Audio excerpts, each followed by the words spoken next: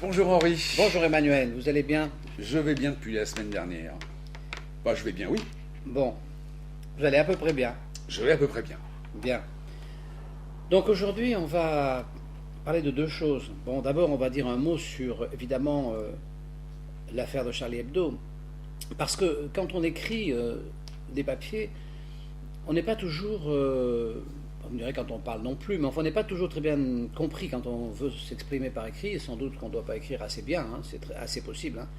Et donc, de temps en temps, j'ai des retours qui me laissent supposer que j'ai pas dû être très clair dans mes explications. Oui, ça vous arrive, oui. Ouais, ça m'arrive. Ouais, ça vous arrive. Même moi, des fois, j'ai Oui. du mal. Mais non, sinon, si j'étais très clair, je serais professeur à la Ouais. Sorbonne. Vous voyez. Donc, bon, c'est sûr qu'on n'est pas très clair. Alors, bon, moi, ce que j'essaie de dire, dans cette affaire, il y a deux solutions. Soit il y a des centaines de milliers de gens, des millions maintenant, qui en fait, c'est une vague de racisme anti-arabe, que j'ai du mal à imaginer. Soit c'est une peur que je trouve tout à fait compréhensible. Mais je pense que cette peur, elle doit s'exprimer non pas vers l'extérieur, mais vers l'intérieur. Si vous voulez, je trouve que l'affaire de la religion musulmane, on ne sait pas ce que c'est. Enfin, en tout cas, moi, personnellement, je ne sais pas ce que c'est. Je sais simplement qu'à travers la charia, ça s'occupe de la gestion de la société. Bon, ça, nous n'en voulons pas, personne n'en C'est veut. une théocratie. Ouais, on n'en veut pas, nous on veut les lois de la République, on veut absolument pas les lois de la charia. Donc on est dans une situation où des gens vivent avec ces lois de la charia et ça leur convient. Bon. Alors on est un peu dans la situation qu'il y avait avec le communisme.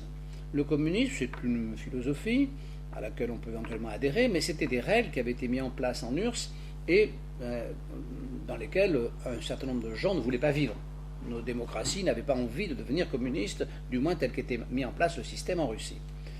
Et nous n'avons jamais été attaqués par la Russie. Nous n'avons jamais été attaqués par ni Lénine ni Staline.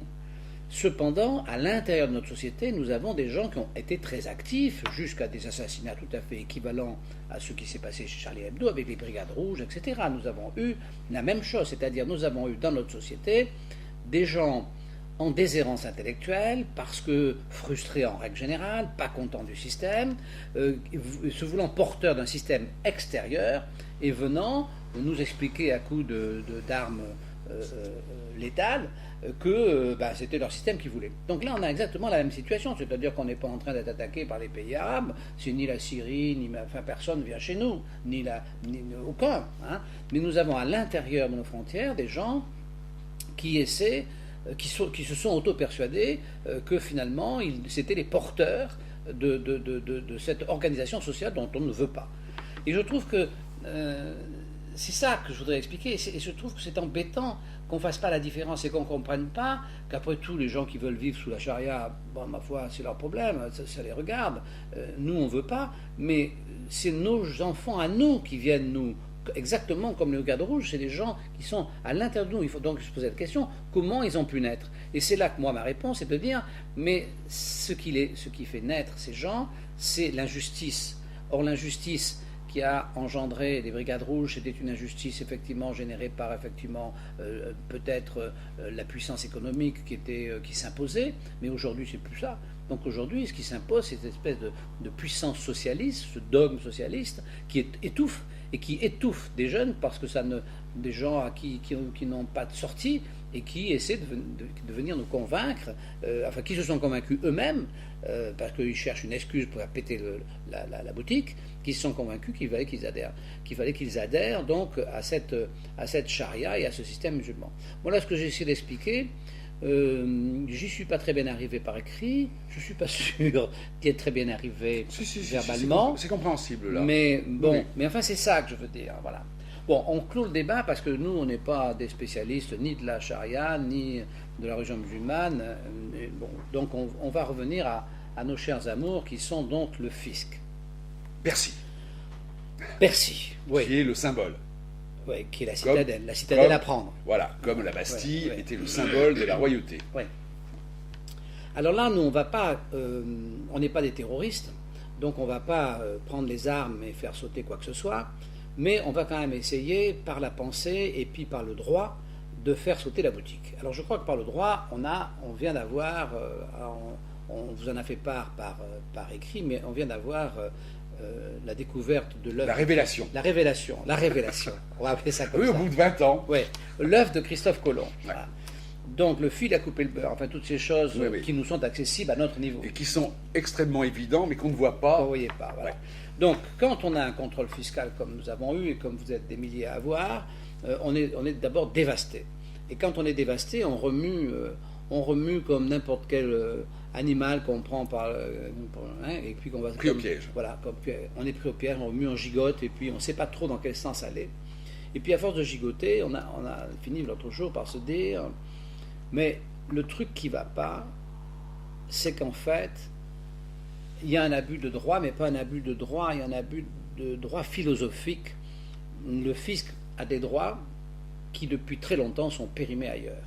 Et on a comparé donc le contrôle fiscal à la lettre de cachet. Alors la lettre de cachet, c'était un machin qui permettait au roi, que le roi à l'époque il représentait Dieu, hein, donc c'était pas n'importe qui. Donc le roi il avait la charge de la justice, et donc il avait des droits au-dessus des juges, et donc il était capable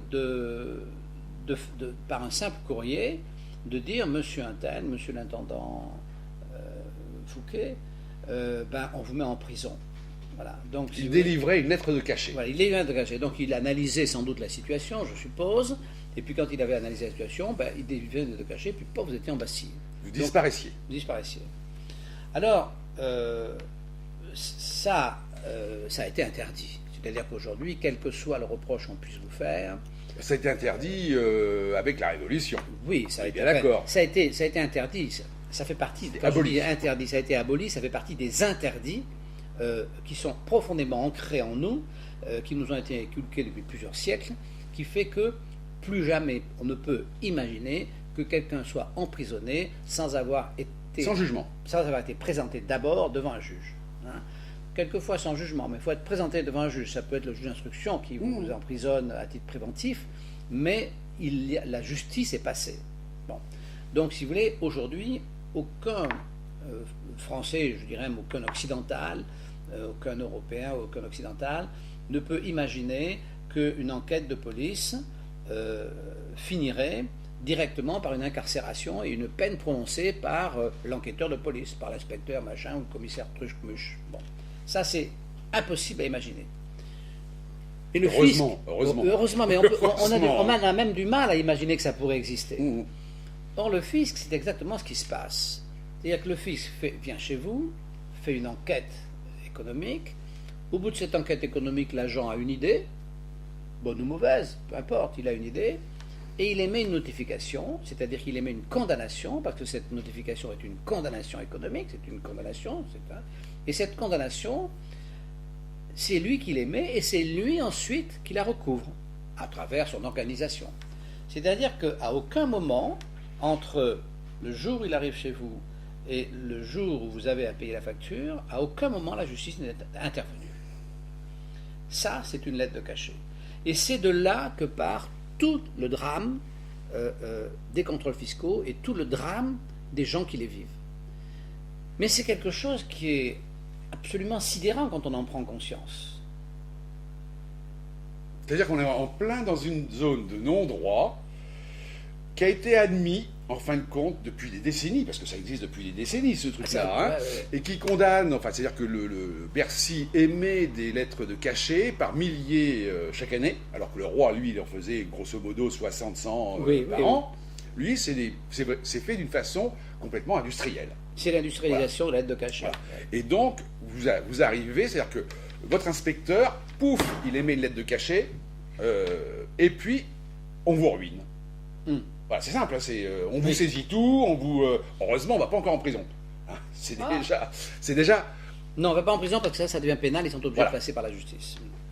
Donc oui, alors ça veut dire que, en même temps, ça met les magistrats dans une situation très délicate, parce que quand on saisit la justice, qui est la justice administrative, dont chacun sait ce qu'on en pense, quand on saisit cette justice, je dirais que c'est trop tard.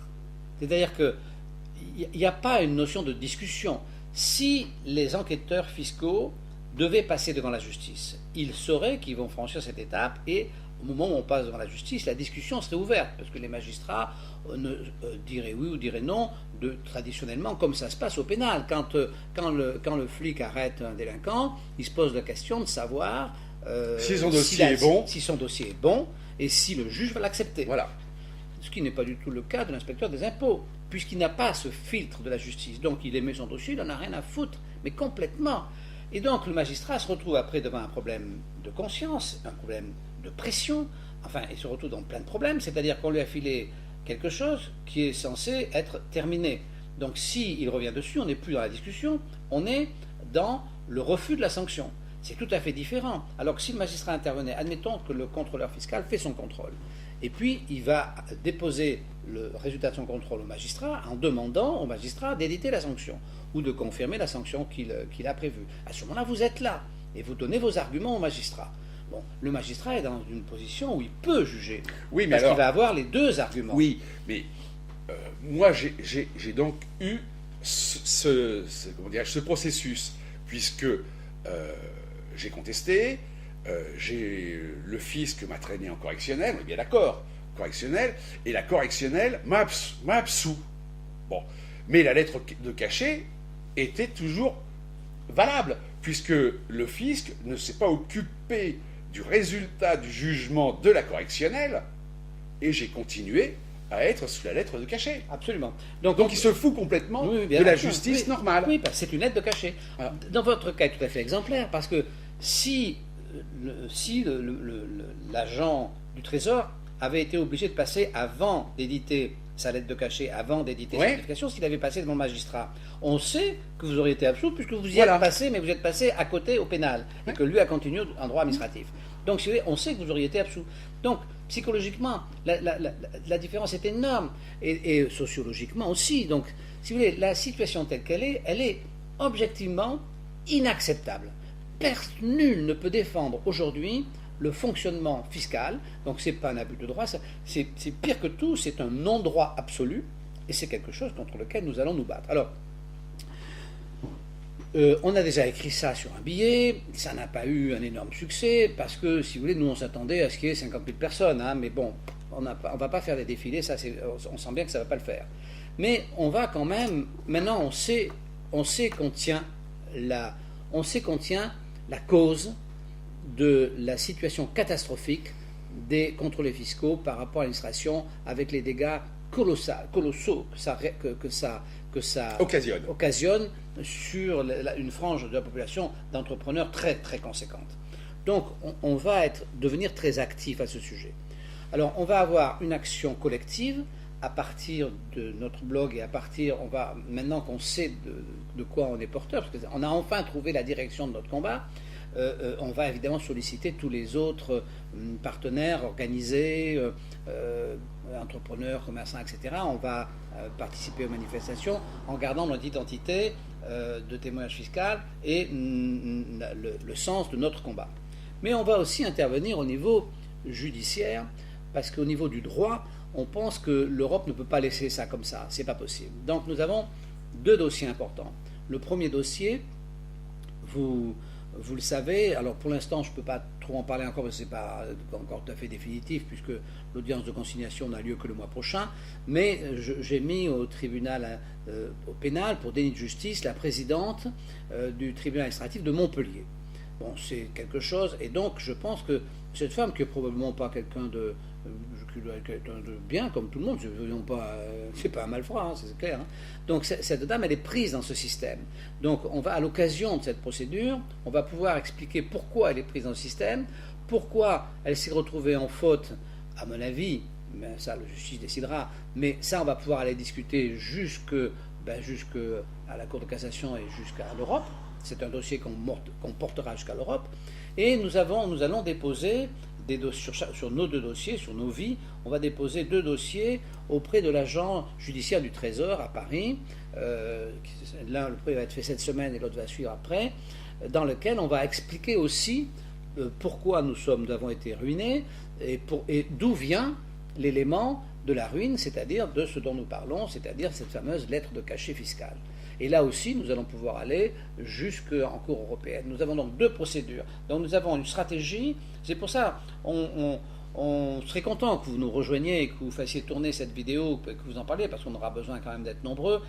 On a une association, vous savez, qui s'appelle l'AVF, vous trouverez sur le site.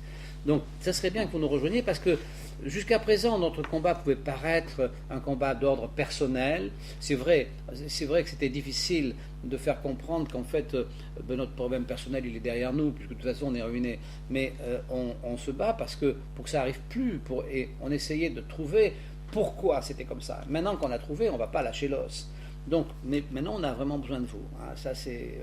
Oui, donc il faudrait que les gens nous rejoignent. Alors, même ceux qui ont été ruinés, qui ont subi toutes ces lettres cachées. Alors, je sais très bien que c'est très difficile, parce qu'une fois qu'on est au fond du trou, on a du mal à en sortir. Bon. Et donc, il faut essayer que tous ces gens qui ont subi la mort lente nous rejoignent.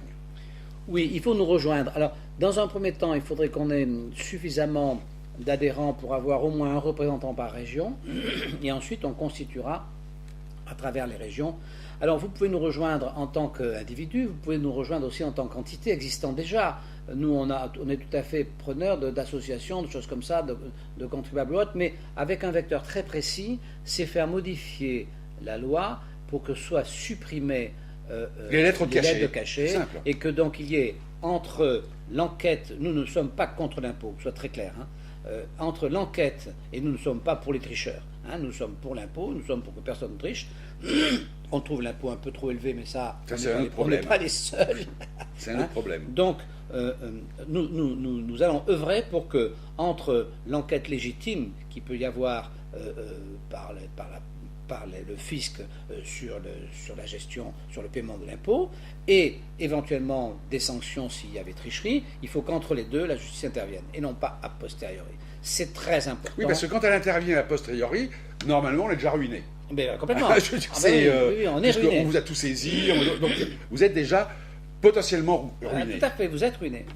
C'est d'ailleurs ce qui fait que les gens ne rouspètent pas. C'est ce qui fait qu'ils finissent par aller négocier comme des marchands de tapis, parce que à cause de la ruine qui effectivement s'abat sur vous. Bon, j'espère qu'on a été clair. Oui, parce que je pense. De toute façon, ça sera appuyé par des billets, par des choses. On reviendra sur le sujet, ça c'est sûr. Puisque c'est notre combat, là, on a trouvé véritablement pourquoi. Oui, on a 20 ans. On n'est pas très malin. Hein. Ça, il faut dire les choses comme elles sont. Mais enfin, on y est arrivé déjà. Et alors, donc, on est quand même les seuls. On est un peu cons. Tous les Français croyaient que les lettres de cachet avaient disparu. Oui. Avec la Révolution. Eh bien, pas du tout. Oui. Une administration, Bercy, qui a tous les pouvoirs, a réactualisé la lettre de cachet d'une façon un peu plus discrète. Mais c'est pareil. Elle vous enlève de la circulation. Elle vous embastille, tout à fait. Bon, on parle littérature ? Allez-y. Alors, littérature, non, voilà. Soumission. Welbeck, je l'ai acheté.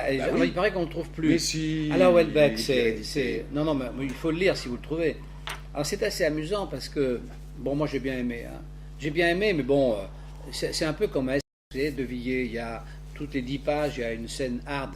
Il y a du cul, de l'action. Voilà. Il y a du cul qui est un peu. Il y a une scène pornographique, mais qui est intellectualisée. C'est un niveau un peu plus sophistiqué, mais c'est pareil. Et Welbeck, finalement, son livre, c'est un peu le charme. Le charme, alors vu strictement sur la sexualité, puisque lui, il finit par devenir le héros, finit par devenir musulman, uniquement pour avoir plusieurs femmes. Oui. Mais voilà. C'est vrai que c'est assez exaltant.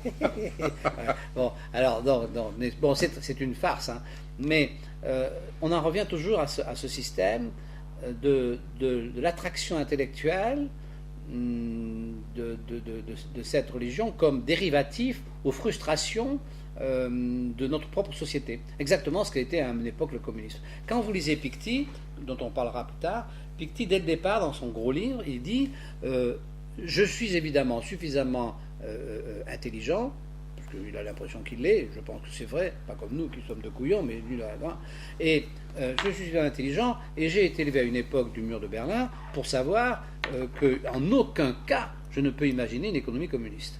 Donc vous voyez, C'est-à-dire, c'est le souffle. C'est toujours le regard porté vers c'est peut-être mieux à l'extérieur. Donc, alors, Houellebecq, c'est ça. Et donc, finalement, la France devient musulmane dans ce livre. C'est assez amusant. Alors, évidemment, il n'a pas de chance, c'est mal tombé quand même. Parce que, non, puis, ce que je veux dire, c'est qu'on. Ça y est, les bien-pensants, la pensée unique, le clou au pilori, alors que soi-disant, on défend la liberté d'expression. Ah non, mais on ne peut pas le coopérer parce que c'est vraiment un concours de circonstances malheureux, parce que son livre, il est amusant. Alors bon, c'est pas un livre, ça va pas révolutionnement, mais il est assez amusant intellectuellement, il est intelligent d'abord, et puis c'est assez amusant. Ça aurait pu être même très drôle avant. Si vous voulez, c'est comme... Il n'a pas eu de chance. Les caricatures de Mahomet, c'était drôle avant, maintenant c'est quand même plutôt moins drôle. C'est un acte de combat, un acte de lutte, c'est bon, c'est pas la même... L'humour est un peu plus délicat. Bon, là, lui, c'est pareil, c'est un livre d'humour, mais ça tombe mal, quoi, il n'a pas eu de peau. Bon, il paraît qu'il est à la neige, bon, tant mieux. Bon, eh bien, on va arrêter là. Voilà. Donc on va arrêter sur ce combat, très important. Enfin, pour aujourd'hui, là. Oui, on va arrêter aujourd'hui ce combat. Très important, on espère que les dizaines... De milliers. Non, oui, les dizaines de spectateurs que nous avons pour nos vidéos vont assez rapidement se transformer en milliers. Il faut se battre contre ces fameuses êtres cachés. On ne vous a jamais demandé, on n'a jamais recruté jusqu'à présent parce qu'on savait qu'on passait pour des gens donc, qui se battaient pour nous. Bon. Mais là, maintenant, je pense qu'on a la légitimité pour recruter. Alors n'hésitez pas, recrutez et venez nous voir, rejoignez-nous parce que là c'est important et on va gagner. C'est un grand combat, c'est un grand combat. On va gagner. Allez. Au revoir. Au revoir.